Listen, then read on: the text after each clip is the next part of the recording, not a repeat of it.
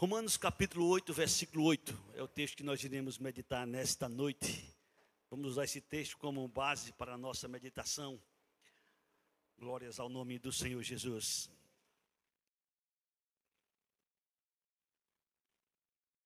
Já está aí na tela para quem não trouxe Bíblia. Vamos juntos?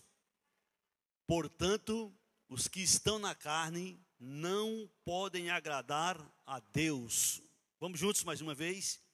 Portanto, os que estão na carne não podem agradar a Deus. Podeis sentar. Bendito e exaltado seja o nome do Senhor nosso Deus.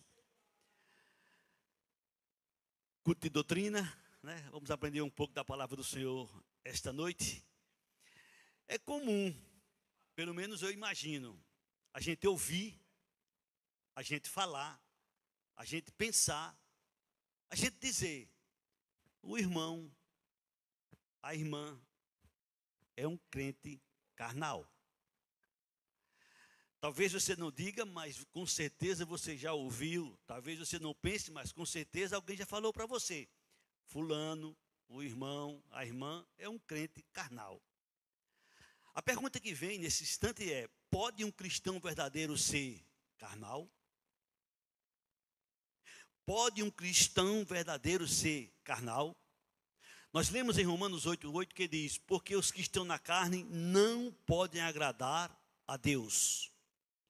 E esta carta aos Romanos foi escrita para a igreja. Se a gente quer entender o que é que significa esta palavra carnal, é necessário a gente entender essa palavra carnal, esse termo.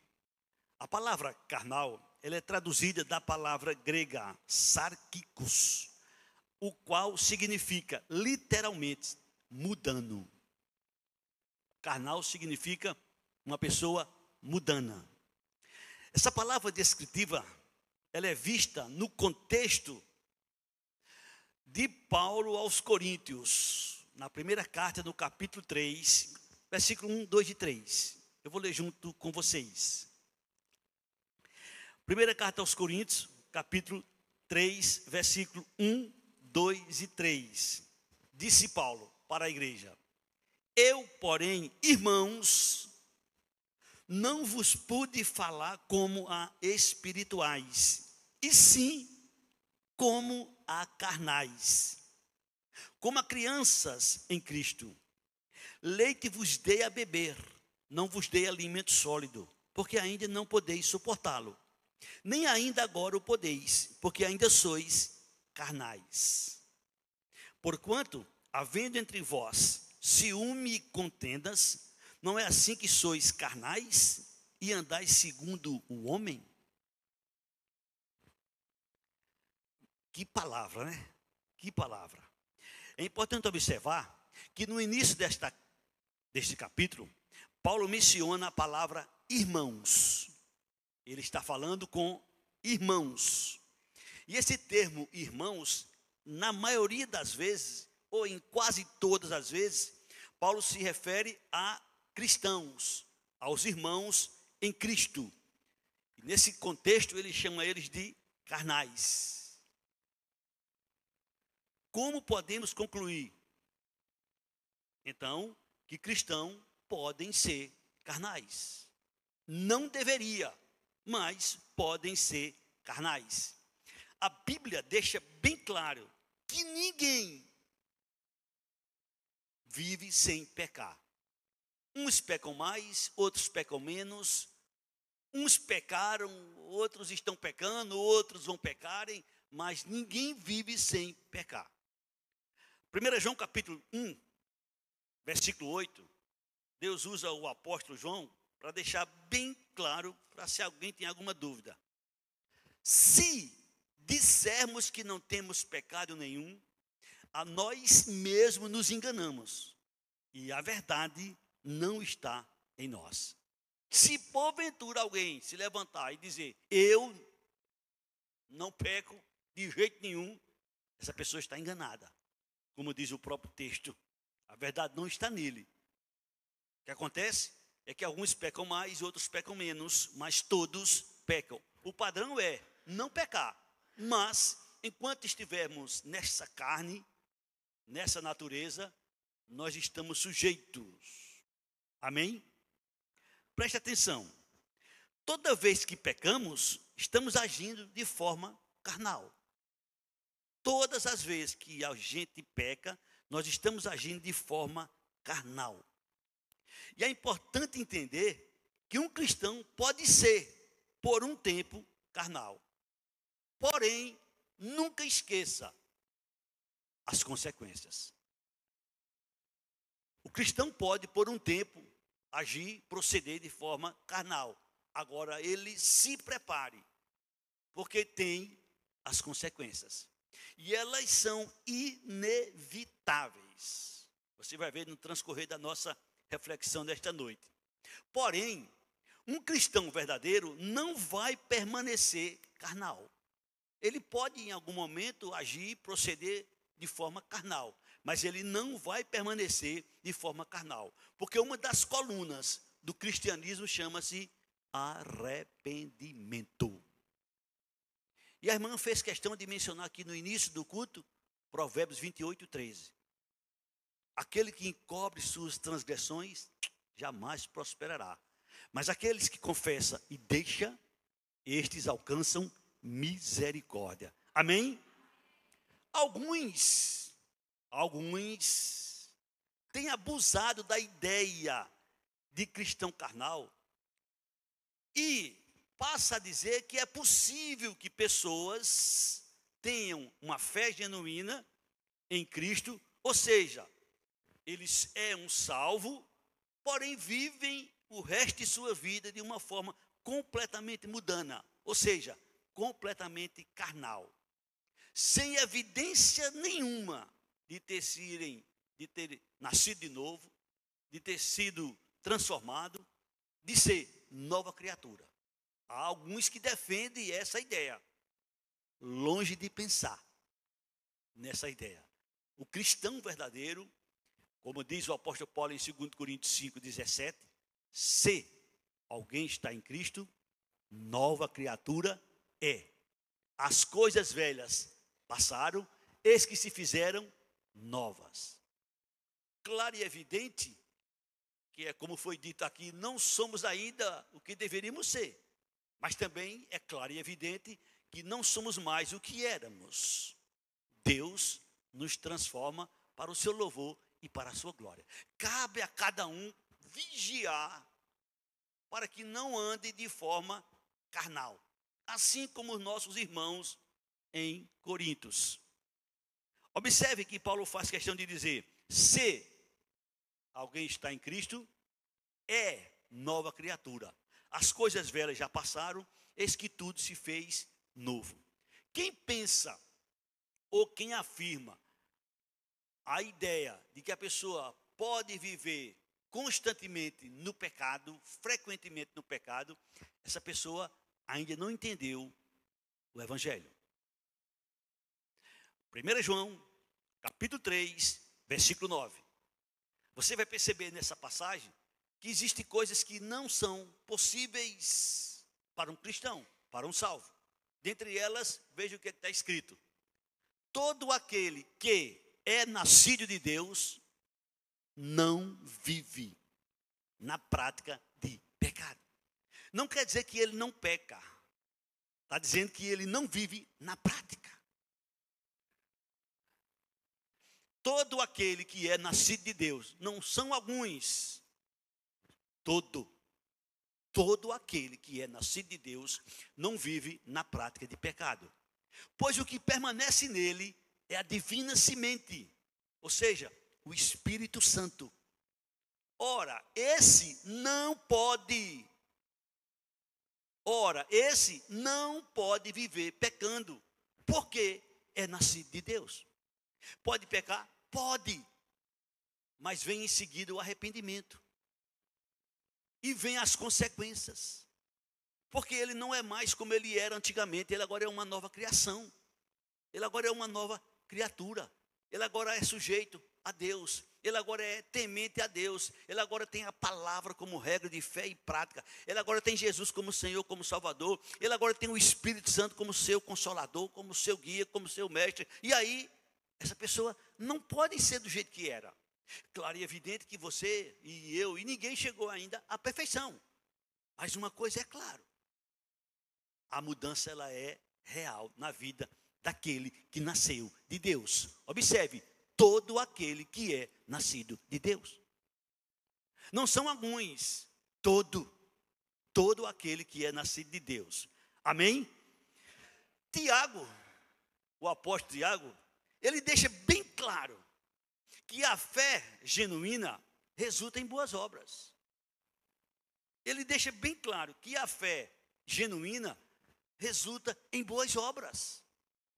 Com isso, Tiago está confirmando o que Paulo disse em Efésios 2, 8, 9 e 10. Tiago confirma que a fé sem obras é morta, porque a fé verdadeira, ela gera obras boas. Amém? E ele confirma justamente o que Paulo diz em Efésios 2, 8 e 9.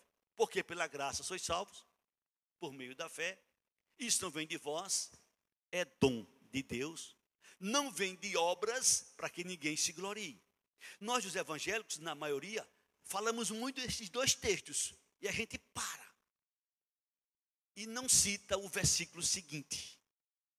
Onde Paulo diz: somos feituras de Deus, criados em Cristo Jesus para as boas obras, as quais Deus de antemão preparou para que andássemos nelas. Amém? Então, o cristão verdadeiro, o cristão autêntico, ele é uma pessoa preparada por quem? Por Deus, para as boas obras. É por isso que João diz: não pode viver pecando.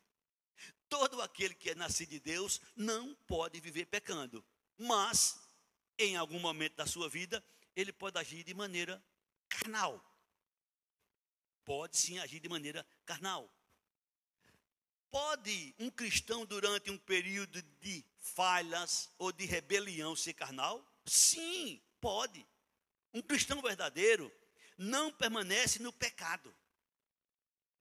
Um cristão verdadeiro não permanece no pecado. Vou repetir mais uma vez, 1 João 3,8. O que é nascido de Deus, ele não pode viver pecando.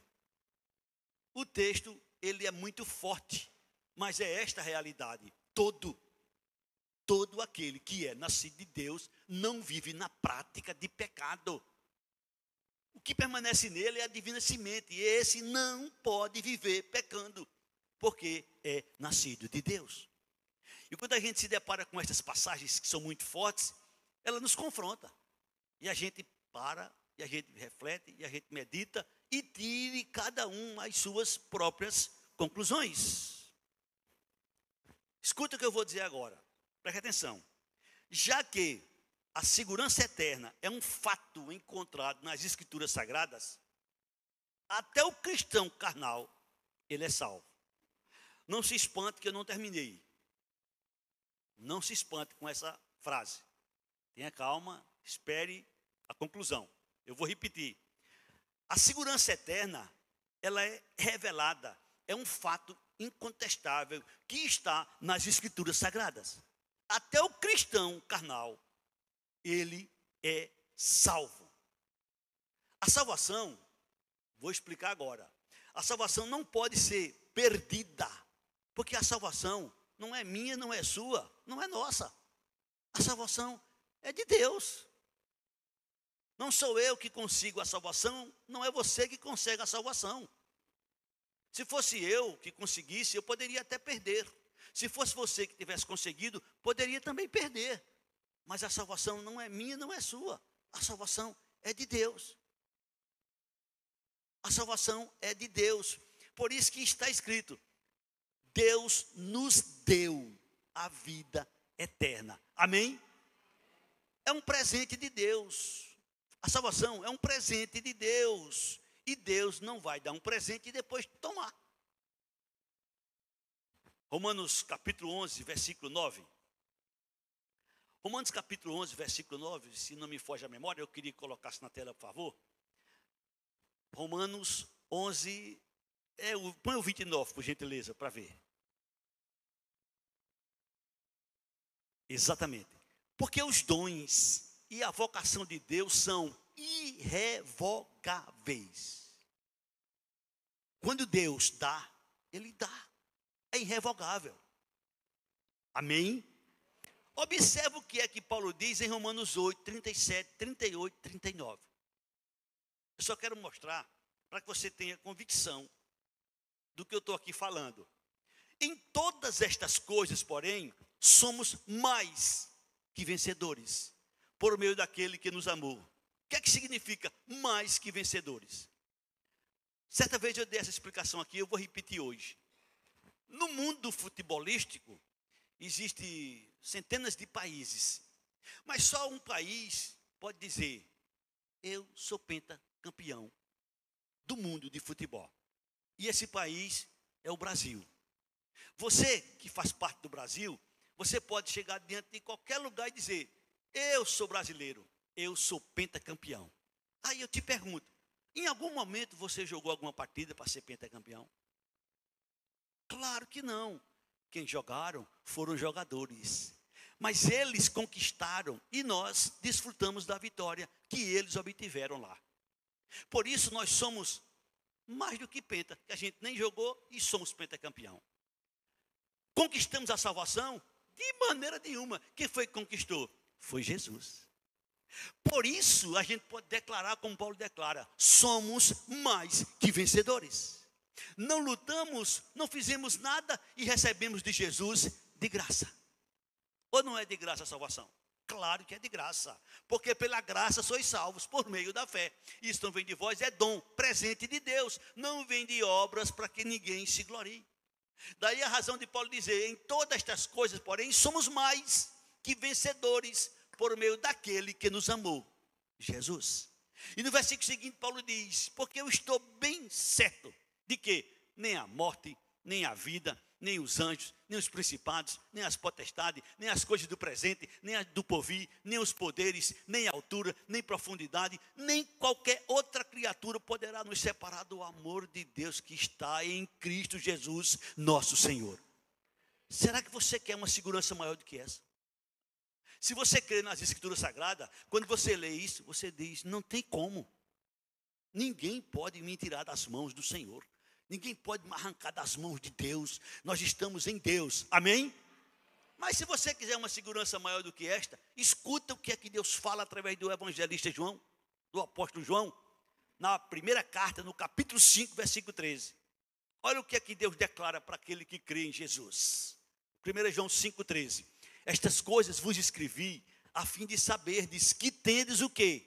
A vida eterna. Estas coisas vos escrevi para que vocês saibam que vocês têm vida eterna. Vocês quem? Vocês que crê em o nome do Filho de Deus. Você crê em Jesus? Então você tem o quê? Vida eterna. Amém? Eu ainda vou dar outro texto ainda, que esse é, na minha opinião, o mais forte de todos. Colossenses capítulo 3, versículo 1, 2, 3 e 4. Não existe segurança semelhante a esta. Olha o que é que Paulo revela em Colossenses 3, 1, 2, 3 e 4. Porque se foste ressuscitado juntamente com Cristo, a questão é se, né? Se você creu em Jesus, você foi sepultado com Ele, você foi ressuscitado com Ele. Se foste ressuscitado juntamente com Cristo, buscai as coisas lá do alto. Pensai onde Cristo vive assentado à direita de Deus. Pensai nas coisas lá do alto, não nas que são aqui da terra. Porque morreste e a vossa vida está onde? Está onde? Oculta. Ninguém pode chegar lá. Nossa vida está oculta. Ninguém tem acesso. Olha que segurança. Nossa vida está oculta juntamente com Cristo em Deus. Por isso que Jesus disse: das minhas mãos ninguém pode arrebatar. Amém? Olha que segurança, porque morreste e a vossa vida está oculta juntamente com Cristo em Deus. E no versículo seguinte Paulo diz: quando Cristo, que é a nossa vida, se manifestar, então vós também sereis manifestados com Ele em glória. Amém? O que é que tem a ver isso com o crente carnal? Você vai ver agora. Tem tudo a ver. Tem tudo a ver. Observe bem o que eu vou mostrar para vocês agora. Até em 1 Coríntios 3,15, Paulo fala do crente carnal que está seguro. Que está seguro. Porém, observe o texto com carinho, por gentileza. Se a obra de alguém se queimar, sofrerá ele dano. Mas esse mesmo será salvo, todavia, como que através do fogo. Eu disse no início, se o crente autêntico, o cristão verdadeiro, ele cometer falhas, ele viver de uma maneira carnal, tem as consequências. Tem as consequências. E aqui Paulo diz, ele sofrerá dano. Ele vai pagar caro. As consequências são drásticas. Olhe, escutem, o que é que Deus nos revela? O que é que pode acontecer com algum cristão que saiu do caminho, alguém que nasceu de novo, alguém que se afastou dos caminhos, alguém que não andou corretamente como deveria? Olha o que é que acontece, ou que pode acontecer. 1 Timóteo 1,20. O preço é caro. Dentre esses se contam Irmineu e Alexandre, os quais entreguei a Satanás para serem castigados, a fim de não mais blasfemarem. Esses abençoados, esses irmãos nossos na fé, foram entregues ao inimigo para serem castigados. O inimigo não pode tocar na gente. Isso é bíblico. Sabia disso? Ele não pode tocar num cristão, a não ser que Deus o entregue nas mãos dele. Não sei se você conhece, mas é bom você conhecer 1 João 5,18. 1 João 5,18. Olha o que é que está escrito.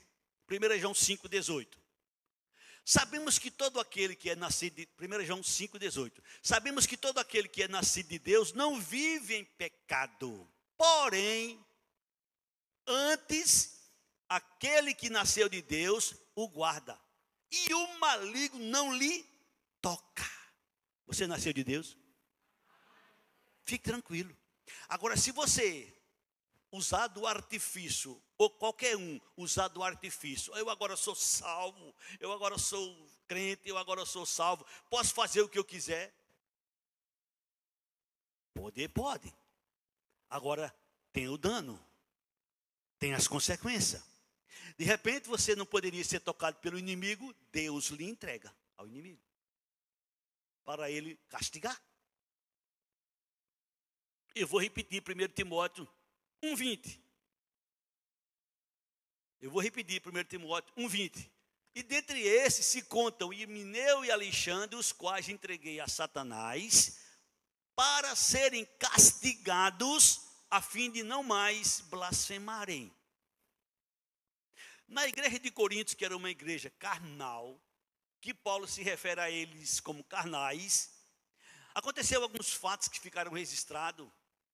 E no capítulo 5 da primeira carta, Paulo fala de um abençoado, de um irmão nosso na fé, que cometeu um pecado absurdo. E por conta desse pecado, olha o que é que aconteceu com ele. 1 Coríntios 5, versículo 1 em diante. Geralmente se ouve que há entre vós imoralidade, e imoralidade tal como nem mesmo entre os gentios, isto é, haver quem se atreva a possuir a mulher de seu próprio pai. Um jovem na igreja, um homem dentro da igreja, teve relação com a mulher de seu pai, sua madrasta. E olha a consequência, versículo 2. E contudo andais vós ensoberbecido e não chegaste a lamentar, para que fosse tirado do vosso meio quem tamanho traje praticou.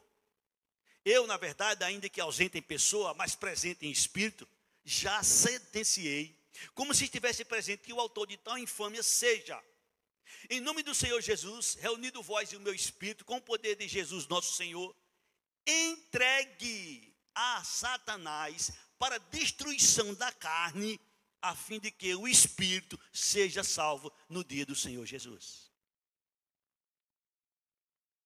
Sofreu dano, como Paulo revela. Haverá dano, haverá consequência. E o preço é caro. O preço é grande. Eu recordo que Jesus certa vez chegou para Pedro e disse: Pedro, o inimigo quis ir andar com você, mas eu não deixei. Eu não deixei.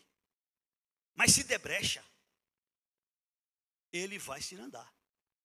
Efésios capítulo 4, versículo 27, Deus usa o apóstolo Paulo para divertir a igreja. E o Senhor diz, através do apóstolo Paulo, Efésios 4, 27, nem deis lugar ao diabo. Então, cuidado.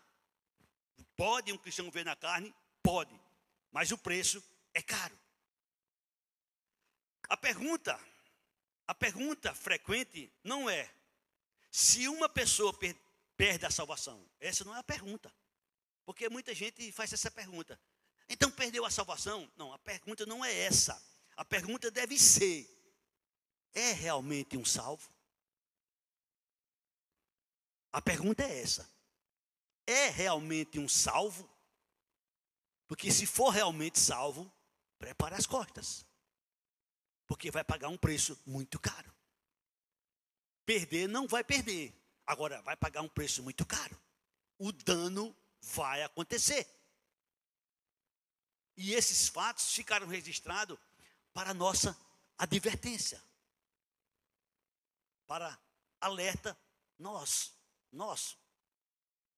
estamos vivendo a nossa época, a nossa história está sendo escrita, nós estamos vivendo e a gente pode pagar um preço caríssimo. A questão não é, perdeu a salvação, ele se desviou, perdeu a salvação. Não é essa a pergunta. A pergunta é, ele ou ela é salvo? É nascido de Deus? Porque sair da igreja, muitos podem sair. Frequentar uma igreja, muitos podem frequentar. Agora, a gente precisa conhecer algumas passagens básicas. Dentre elas, 1 João 2,19. Será que você conhece essa passagem? 1 João 2,19. Escuta, veja que revelação. Eles saíram do nosso meio, entretanto não eram dos nossos. Porque se tivessem sido dos nossos, teriam permanecido conosco. Todavia, eles se foram para que ficasse manifesto que nenhum deles é dos nossos. Olha que revelação. Não é que ele foi há algum tempo, não. Ele estava no meio, mas não era. Estava conosco, mas não era. Vivia conosco, mas não era. Essa é a questão. Era salvo? Não, não tem essa história de era salvo. Se ele é nascido de Deus, se ele foi nascido de Deus, pode ficar certo. Ele está seguro nas mãos do Senhor. Agora, se andar errado, se fizer coisa errada, prepare as costas, prepare os lombos, porque o dano vem. A consequência vem. E pode chegar até ser entregue ao capeta para destruir a sua vida. O cristão autêntico, ele pode se tornar carnal em algum comportamento, em algum momento da sua vida. Pode. E se um cristão autêntico se tornar carnal em algum momento da sua vida, Deus vai discipliná-lo com amor, com justiça. Se um cristão autêntico se portar, passar a viver de forma carnal, Deus vai discipliná-lo. Sim, Deus vai discipliná-lo com amor, com justiça. Hebreus 12, versículo 4 em diante. Hebreus capítulo 12, versículo 4 em diante. Ora, na vossa luta contra o pecado, ainda não tendes resistido até o sangue. A nossa luta contra o pecado, a gente ainda não terminou. A gente ainda não parou. Estamos aqui lutando para não pecar, para agradar a Deus, para louvar a Deus. Lembre-se do texto que nós lemos, Romanos 8:8, aqueles que estão na carne não podem agradar a Deus. Então a gente não deve viver na carne. E a gente tem que estar atento que a nossa luta contra o pecado ainda não terminou. Se você conseguiu vitória até hoje, persevere, esteja firme. Procure se fortalecer cada vez mais. Porque a nossa luta ainda não terminou. Versículo seguinte. E estáis esquecidos da exortação que como a filhos discorre conosco, ou convosco? Filho meu, não menospreze a correção que vem do Senhor, nem desmaieis quando por ele és reprovado. Porque o Senhor corrige a quem ama e açoita a todo que recebe como filho. Recebe. O Senhor, alguém nasceu de Deus, se tornou filho dele. E a partir desse momento Deus vai corrigir. Deus vai discipliná-lo com amor, com justiça. Deus vai fazer por onde as coisas sejam ajustadas. Até chegar a um ponto. Até chegar a um ponto, se a pessoa não se consertar, não se ajustar, entrega. Para que ele sofra o dano. Mas a salvação, ela é intocável. Amém? Quem nasceu de novo não pode nunca desnascer. Quem nasceu de novo jamais vai desnascer. Não existe isso. Tem a menor possibilidade. A questão é, nasceu de novo? Versículo seguinte. É para a disciplina que perseverais. Deus vos trata como filhos. Pois que filho há que o pai não corrige? Um pai, ele corrige seu filho, às vezes constrangido, disciplina seu filho, às vezes constrangido, mas corrige para o bem dele. Eu tenho algumas cenas na minha mente do meu pai, que são inesquecíveis, e não tem como eu esquecer. Não tem como. Acredito que cada um aqui tem suas lembranças. Eu me recordo, bem rápido para vocês. Eu, garoto, adolescente, estava viciado em sinuca. Meu pai era caminhoneiro. E de repente ele chegou pela madrugada. E o vizinho, quando viu ele parar o caminhão, foi lá e disse: Zé Miguel, teu filho está viciado no jogo de sinuca lá embaixo. Eu estou lá jogando sinuca pela madrugada e de repente minha orelha virou para trás. Na frente de todo mundo eu fui arrastado pela orelha ali. E cheguei em casa, meu pai me deu uma surra muito boa. Me colocou de joelho, de costa para a TV, em cima de um bocado de caroço de feijão. Ele assistindo TV e eu de costa para a TV, em cima dos caroços de feijão. Bendita surra. Nunca mais eu voltei para aquele salão de jogos. Por que meu pai fez isto? Porque ele queria o meu bem. Talvez hoje fosse uma aberração, talvez hoje fosse caso de prendê-lo, talvez hoje fosse caso de, isso é uma injustiça, não pode fazer isso. Mas ele fez e fez muito bem. E a mim, ele só fez um favor muito grande. Mas por que ele fez? Porque era meu pai, eu era seu filho. Mas havia outros garotos, mas ele não puxou a orelha de ninguém. E nem levou ninguém para casa. E nem colocou ninguém de joelho, só colocou seu filho. Deus nos trata como filho. Que filho há que o pai não corrige? No versículo seguinte, Deus diz, através do autor aos Hebreus: mas se estáis sem correção, de que todos se têm tornado participantes? Logo sois bastardos e não filhos. O dano, o castigo, a disciplina é para aqueles que são filhos. É para aqueles que nasceram de Deus. O mudano, o carnal, por natureza, O dia dele vai chegar. O dia da prestação de conta vai chegar. É no dia do juízo. Mas Deus nos disciplina, nos corrige agora. Todo aquele que invoca a Jesus como Senhor, como Salvador, ele se torna filho de Deus. Existe no mundo um ensinamento, existe no mundo uma frase de que todo ser humano é filho de Deus. Não, não. Segundo as Escrituras, João, Evangelho de João, capítulo 1, versículo 11 e versículo 12, nos diz que Jesus veio para os seus, se referindo aos judeus. E os seus não o receberam. E no versículo 12 diz: mas a todos quanto o receberam, deu-lhes o poder de serem feitos filhos de Deus, a saber, aos que creem no seu nome. Entendemos claramente, não há dificuldade da gente perceber que a gente só se torna filho de Deus quando crê em Jesus. Quando a pessoa crê em Jesus, ele nasce de Deus, ele é uma nova criatura. Por isso que o Senhor revela em diversas passagens aqueles que são nascidos de Deus. E aqueles que são nascidos de Deus devem ter uma postura. E se não andar de conformidade com aquela postura, com aquela conduta, o dano virá. O castigo virá. A repreensão virá. E Deus nos trata com amor e nos trata com justiça. Amém?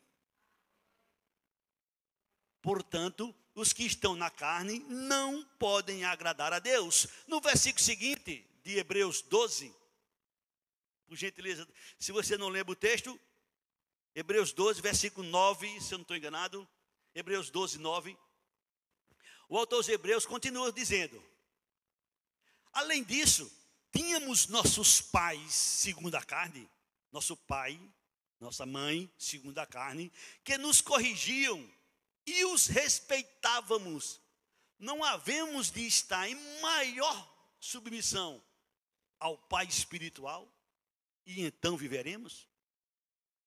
Se a gente respeita nossos pais carnais, nossos pais terrenos, e nosso Pai celestial, aí é que deve ser respeitado.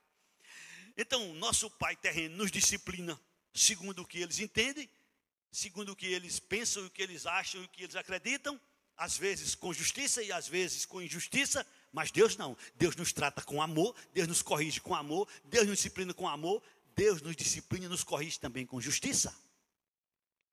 Amém? Na hora que um filho de Deus se arrepende, Deus já age de maneira diferente com ele. Embora a consequência do que aconteceu, ele vai pagar, ele vai sofrer. Preste atenção. Por que é que Deus nos disciplina? Por que é que Deus nos repreende? Por que é que Deus nos castiga, se for o caso, se for necessário? Porque Deus quer que a gente possa ser restaurado, a comunhão com Ele, para que a gente tenha intimidade com Deus, para que a gente tenha comunhão com a igreja, e para que a gente seja treinado a obedecê-lo. É por isso que Deus nos disciplina, é por isso que Deus nos repreende. E além disso, o desejo de Deus não é só nos salvar, mas é também que a gente possa nos tornar cada vez mais parecido com Jesus. Cada vez mais parecido com Jesus. Afinal de contas, está revelado que nós fomos predestinados para sermos semelhantes a Jesus. Romanos capítulo 8, versículo 29.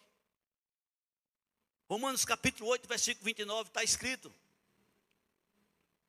portanto, aos que de antemão conheceu, também os predestinou para serem conforme a imagem de seu Filho. Então, é como se a gente fosse pequenos cristos aqui na terra. A vontade e o desejo de Deus é que a gente se aproxime o máximo de Jesus. Por isso que Ele nos repreende, nos castiga, nos disciplina. Porque nós estamos predestinados para sermos conforme Jesus. E é isso que João diz em certa ocasião: procure andar como Jesus andou. Procure parecer com Jesus. Procure ser identificado com Jesus. Vocês estão lembrados de Pedro, que andou com Jesus durante um bom tempo? E durante esse bom tempo que ele andou com Jesus, até sua fala se parecia com a fala de Jesus. a ponto dele estar naquele momento que Jesus tinha sido preso, e alguém disse para ele: tua fala denuncia, tu se parece com ele, teu linguajar é o linguajar dele. Então nós, como cristãos, devemos ter um linguajar diferente do mundão. A gente deve se aproximar ao máximo de Cristo. Claro e evidente que a gente não vai chegar à perfeição, não, e nem é pretensão nossa, mas a gente deve se aproximar o máximo, amém? Para que isso aconteça, a gente nunca deve esquecer Romanos 12, 1 e 2. A gente nunca deve esquecer Romanos 12, 1 e 2. Rogo-vos, pois, irmãos, pelas misericórdias de Deus, que apresenteis o vosso corpo por sacrifício vivo, santo e agradável a Deus, que é o vosso culto racional. E não vos conformeis com este século. E não vos conformeis com este século, ou seja, com este mundo. Não se conforme, não tome a forma do mundo. O mundo tem sua forma, o mundo tem seu padrão. Nós temos a nossa é Cristo. Amém? O que é que Jesus disse em João 8,12? Não preciso colocar porque eu vou citar para vocês. Eu sou a luz do mundo. Quem me segue não andará em trevas. Pelo contrário, terá a luz da vida. Você segue Jesus? Então você deve parecer com Jesus. Se você segue Jesus, você deve se parecer com Jesus. Para que você possa entender melhor, é como se você estivesse em um campo de futebol e a torcida de um time fosse entrando no estádio e você fosse entrando junto com eles com outra camisa do outro adversário. Você está no lugar errado. Você deveria ir para outro setor, porque aquele setor ali é daqueles que seguem aquele clube. Nós que somos seguidores de Jesus, a gente deve ter uma vida que se aproxima de Jesus. A gente deve ter uma linguagem que se aproxima de Jesus. A gente deve ter uma vestimenta que se aproxima de Jesus. A gente deve ter atitudes que se aproximam de Jesus. A gente deve ter procedimentos que se aproximam de Jesus, que andava de forma 100% espiritual e que nunca entrou na carne e que nunca viveu na carne.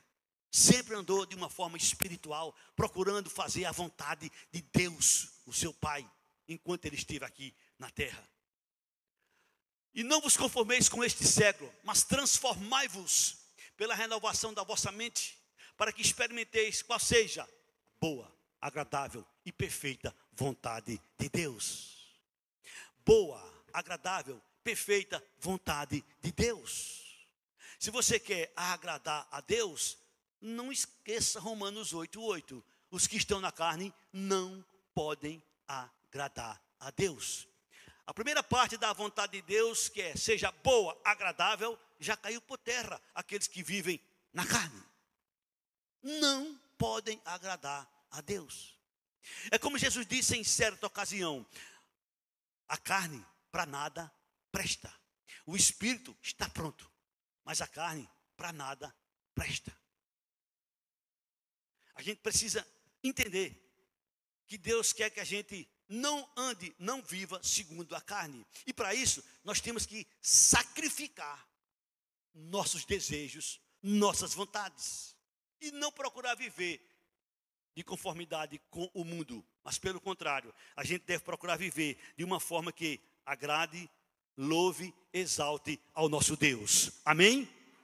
O cristão deve ser cada vez mais espiritual. O cristão deve ser cada vez menos carnal. Nós nunca vamos deixar de agir em algum momento carnal. Mas a gente deve ser cada vez mais espiritual. E a gente deve ser cada vez menos carnal. E isto é um processo. Isto não é um ato. Não é uma mágica, não. Isso é um processo. E esse processo chama-se santificação. E a santificação faz parte de uma das doutrinas básicas do cristianismo. Seguir a paz com todo e a santificação sem a qual ninguém verá a Deus. A santificação é necessário. E a santificação significa separação. Separação do pecado, separação do mundo, separação das coisas carnais. Esse processo é um processo que às vezes tem pessoas que é de uma forma mais rápida, mas tem outros que é de uma forma mais lenta. Mas isso não quer dizer que alguém é maior, que alguém é menor. Não, isso é um processo. De repente alguém que está lá em cima, ele às vezes desce.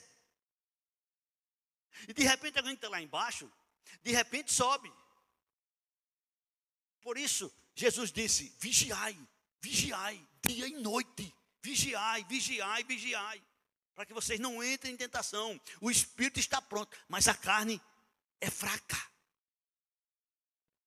Até a gente ser liberto da nossa carne pecaminosa, vamos ter momentos de carnalidade. Até a gente ser liberto da carne pecaminosa, vamos ter momentos de carnalidade. Sem exceção. Para um crente genuíno em Cristo, seus momentos de carnalidade são exceções. Para um crente genuíno em Cristo, seus momentos de carnalidade são exceções. Não é uma regra, não é um padrão. A regra, o padrão, é ele procurar ser santo, separado para o louvor e para a glória do Senhor. Amém? Como diz Provérbios capítulo 4, versículo 18, o salvo é, o justo é, como a luz da aurora. Vai brilhando, brilhando, brilhando, até ser dia perfeito. Vai brilhando, brilhando, brilhando, até ser dia perfeito. O dia não amanhece assim, de uma vez não. Ele vai clareando, clareando, clareando, clareando, clareando, e de repente é dia perfeito. Então o salvo, o justo, ele deve ser assim. Melhorando, melhorando, melhorando, melhorando, melhorando. Amém? Para o louvor e para a glória do Senhor. Como cristão, queremos, como cristão, desejamos, como cristão, almejamos agradar a Deus. Eu não tenho dúvida disso.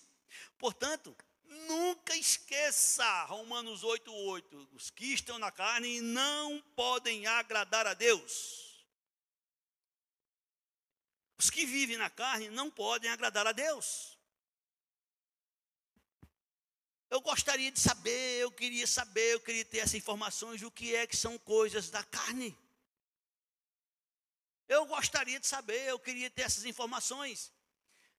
Nem tudo foi revelado, mas uma boa parte foi revelado para o nosso conhecimento. Nem tudo foi revelado, mas uma boa parte foi revelado. Gálatas capítulo de número 5, versículo 19. Uma boa parte foi revelada. Preste atenção. Ora, as obras da carne são conhecidas. As obras da carne são conhecidas e são prostituição, impureza, lascívia. Essas três primeiras estão ligadas na área sexual. As obras da carne. Essas três primeiras. Aí vem mais. Idolatria, feitiçaria. Essa parte aí é uma parte que poucos caem nela. Estou me referindo aos cristãos autênticos. Idolatria, dificilmente um cristão vai cair nela, mas às vezes pode até cair. Feitiçaria, também acredito que um cristão não vai cair nela, pelo menos eu imagino. Inimizades, aí muita da gente cai. Porque às vezes a gente fica de mal. Às vezes a gente fica intrigado. Às vezes a gente fica com inimizade. Com pequenas coisas ou com grandes coisas. Mas a gente nunca poderia esquecer que assim como Jesus nos perdoou, a gente também deve perdoar. E o perdão não é fácil, é bonito falar, é atrativo falar, é um assunto interessante, mas na prática não é tão simples, não é tão fácil. Quem foi ferido, quem foi magoado, a dor é grande e não consegue esquecer, não consegue apagar, não consegue deixar de lado, e aí dificilmente perdoa. E fica aquela inimizade em todos os aspectos, não só nessa área, mas em qualquer outra área. Portanto, idolatria, feitiçaria, inimizades, porfias, ciúmes, iras, discórdias, dissensões, facções, invejas, bebedices tem um grupo hoje forte que defende que pode beber. Tem um grupo evangélico que defende que pode beber, que não tem problema, que nada, pode beber um pouquinho, pode beber socialmente. Está escrito, ó, invejas, bebedices, glutonaria. Tem gente que come, e a fama de crente é que eles não bebem, mas comem feito gigante. Glutonaria. Às vezes vai comer, não é com a barriga, é com os olhos. O que o olho vê, quer comer, parece que nunca mais vai ter outra oportunidade para comer. Glutonarias. Quando eu disse que foi revelado quase tudo, é porque não parou aí. Tem uma frase ali que a gente não tem como administrar ela completamente. E coisas semelhantes. E o que são essas coisas semelhantes? Aí cada um que pode imaginar, cada um que pense. Eu vou repetir, põe o versículo 19, por favor. As obras da carne.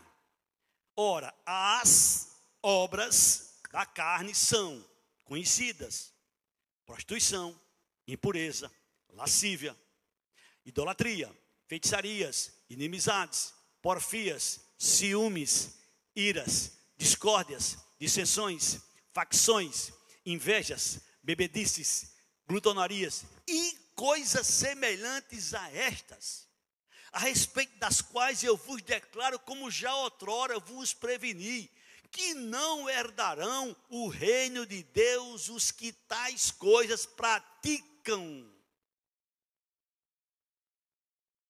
Então, eu sou participante do reino de Deus, você é participante do reino de Deus, não podemos praticar estas coisas.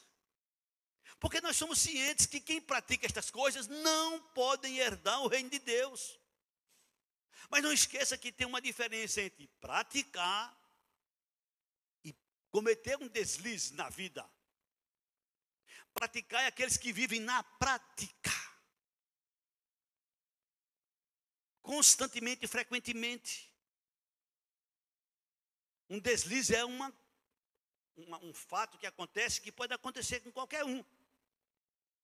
Mas aqueles que vivem na prática, está revelado, não herdarão o reino de Deus. Então, você, eu, todos nós, que somos nascidos de Deus, que fazemos parte do reino de Deus, que acreditamos em Jesus, não devemos, não podemos viver nessas práticas.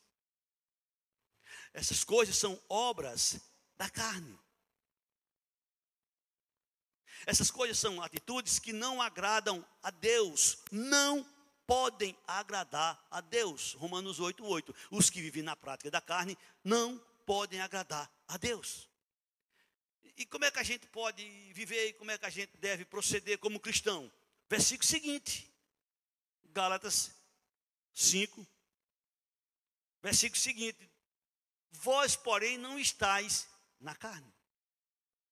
Tu está em Romanos, não, é Gálatas capítulo 5, versículo de número 21. Agora o 22, o 22. Mas o fruto do Espírito é amor. O cristão, o que é nascido espiritualmente, o que é nascido de Deus, ele deve viver em amor. Ele deve viver em alegria. Ele deve viver em paz. Ele deve viver e deve ser uma pessoa longânima. Ele deve ser uma pessoa benigna.